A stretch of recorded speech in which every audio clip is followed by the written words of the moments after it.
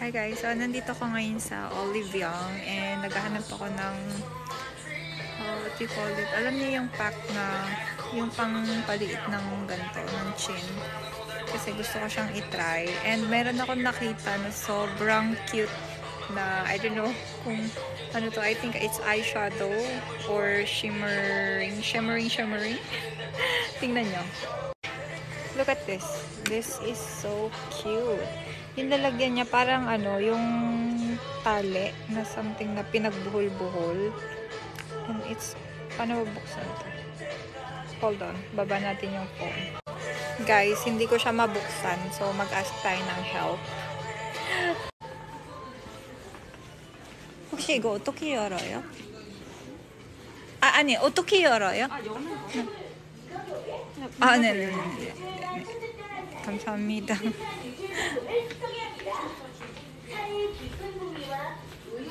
Ganun lang pala yun. Iikutin lang, OMG. So, ganito yung loob niya. Ayan. And, guys, sobrang ganda na. Ano siya, highlighter. Hindi kita. Pangit ng kamay ko. Sobrang lamig kasi ngayon, minus 11 degree. And, ganun siya. Ay, sobrang ganda niya. Parang gusto kong bumili. Okay, tingnan natin sa salamin. Sobrang ganda niya. Maganda kasi hindi halata sa camera. Yung lightning kasi nila dito iba. And meron pang isa guys. Look at this. Pati yung ano ba to? Lipstick nila. Ganito din yung itsura. Sobrang cute. Diba? Para siyang merong ribbon or something. Ang cute. Ay, eto. Meron ako nito. Eto. Maganda siya kasi hindi siya matte. And nakaka-dry siya ng lips. Isipin ko muna kung bibilin ko siya o hindi. Meron pa ditong isa. Ito. Sobrang cute ng lalagyan niya. I think it's Hello Kitty na blusher and lip tint. Guys, ang ganda. Ang cute. And meron din dito yung parang ano, ang tawag doon? Yung artificial cigarette. Hindi ko na alam tawag. Basta yun na yun. Ito, ang cute. Ang cute niya. And, parang may nakita pa ako kanina. Ito. Para siyang ice cream or something na drinks or basta ang cute niya. Pudding. Ayun, pudding. Ang cute ng lalagyan. It's so cute.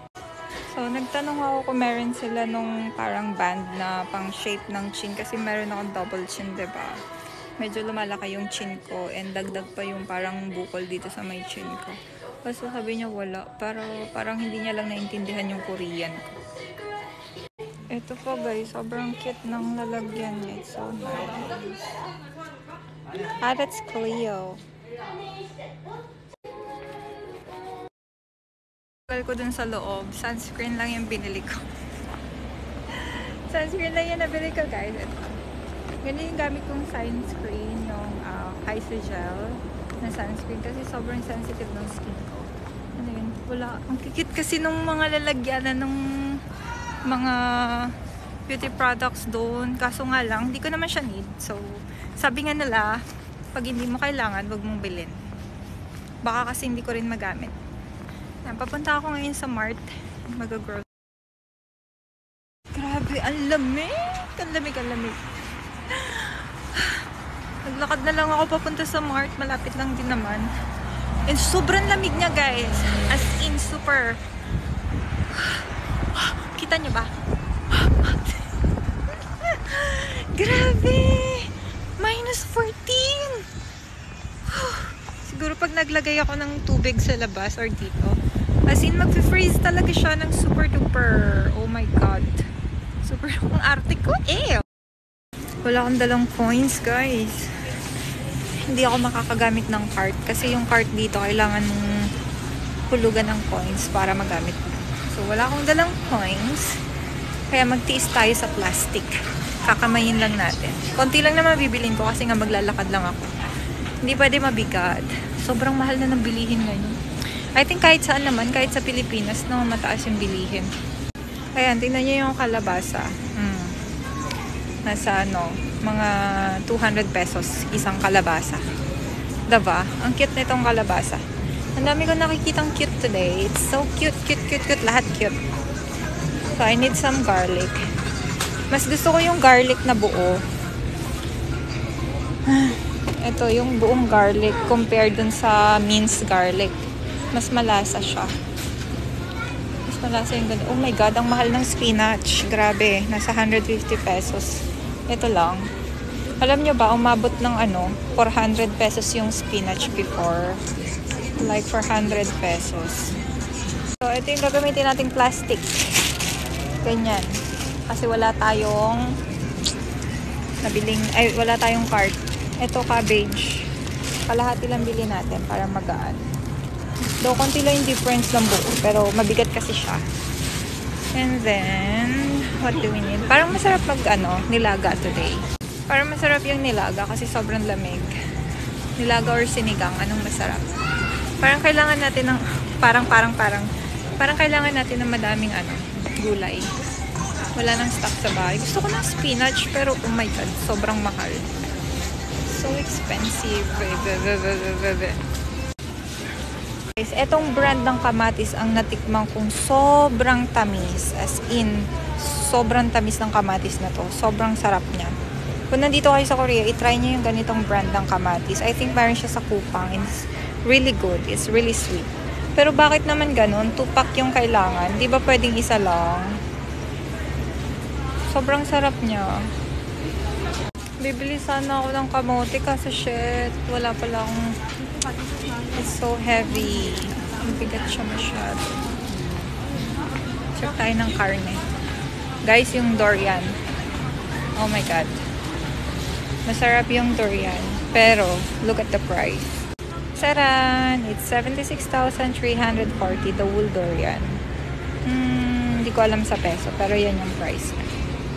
We need some broccoli. Favorite to ni Sophia. Guys, continue ko later yung vlog ko sa bahay. Lobat na pala ako.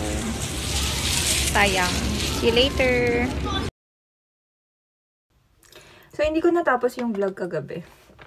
Nawala na sa isip ko. Nagluto kasi ako pagkadating ko ng bahay and then inasikaso ko yung mga bata.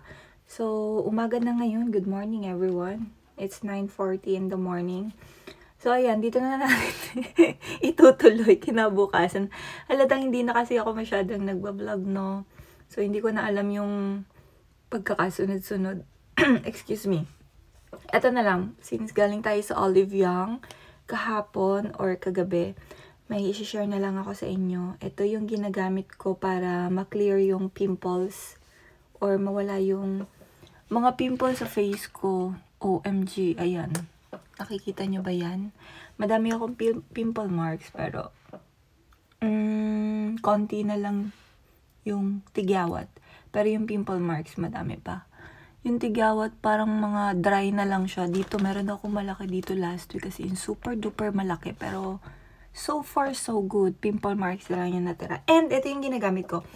Hindi to sponsor. Ito talaga yung ginagamit ko for my pimples for almost 1 month na. Yung pangalan niya is Aclean. And sa pharmacy nyo lang to guys mabibili. Hindi nyo siya pwedeng mabili sa mga ang tawag doon, beauty product shop. Walang ganun. Sa pharmacy lang. So, sabihin nyo lang yung, if ever nandito kayo sa Korea, sabihin nyo lang yung pangalan na Aclean. And then, or screenshot nyo na lang to, tapos ipakita nyo. Kung nandito kayo sa Korea, wala naman kayo sa Korea, pwede kayo umorder sa akin. I-message nyo ko sa Instagram and then I can send it to you. I can assure you guys, this is 100% na effective sa akin. Kaso nga lang, ito yung problema kasi meron tayong iba-ibang skin type. So, pero sa akin effective siya. Kung gusto niyo mag-take ng risk, madami talaga kayong pimples. Yung tigyawat ko guys ay hormonal imbalance. Nag-visit ako sa dermatologist para sa skin ko. And, ayun, nagbigay sila ng Tritin. Nakalimutan ko yung pangalan. Basta, gamot siya na tinitake para lumabas lahat ng toxin sa katawan ko. And then, maging okay yung skin ko. Pero, hindi siya naayos. Yung gamot na binigay sa akin ay for 3 months. Good for 3 months. Pero, ayun, hindi naging okay kasi bumalik din siya. And then, Actually, nakita ko lang to sa TikTok. Doon nag-start. Nakita ko to sa TikTok na pinopromote ng isang pharmacist. Tapos yun, trinay ko siya. Sinubukan ko siyang bilhin and sobrang ganda. And sa likod din, madami akong mga tigyawat na tawagin ba or parang mga bungang araw something, and this is also really good talaga. Sobrang maganda siya. And for the scars naman, ito yung ginagamit ko. Ay, nawala. Parang may batang nakialam na naman ng aking ano. For the scars, guys, hindi. Para sa mga sugat, ganito yung ginagamit ko. Like, napaso kayo or nasugatan, nagasgasan, or basta kahit na anong sugat, ito yung ginagamit ko. Ano siya? Enikyo Yongwa. Ayan. Mabilis madry yung sugat nyo pag ito yung gamit nyo. Nakakadry siya agad-agad. And sa acne, ito. Para sa acne and blackheads and whiteheads din pala siya. Usually kasi yung whiteheads and blackheads, pinipik ko siya. Yung ginagamitan ko ng ganito. Alam niyo ba to? Ito, oh. Ayan, ginaganyan ko siya. Kaso nga lang, bumabalik din siya, especially pag nag-a-apply tayo ng mga beauty products like foundation and everything sa face natin. Bumabalik din, so nagkaklag din yun, lalo na pag oily yung face natin. So, eto, nakakatulong siya para mabawasan yung whiteheads and blackheads natin sa face. So, maliit lang yung bottle niya. Ilang grams ba to? 220 grams lang siya. Pero, legit guys. Maniwala kayo. Pinilit, pero yeah. Legit, maganda talaga siya. Excuse us. Excuse me. Oh, kakakain ko lang kasi. So, yung niluto ko pala kagabi ay nilaga. And also, steak. Yeah, nag-steak yung kids. So, yun yung niluto ko. And, parang yun lang. Wala, hindi na ako masyadong gumagawa ng side dish. Yung boiled egg pala. Yung boiled egg na Mayak Keran. Keran Mayak yung pangalan niya. Yung binabad siya sa soy sauce. Masarap yun. So, yeah, that's it for today's video. Sana nag-enjoy kayo. Nag-enjoy? Anong i-enjoy sa vlog ko? Sana nagustuhan niyo yung video ko today. Thank you for watching. Mama.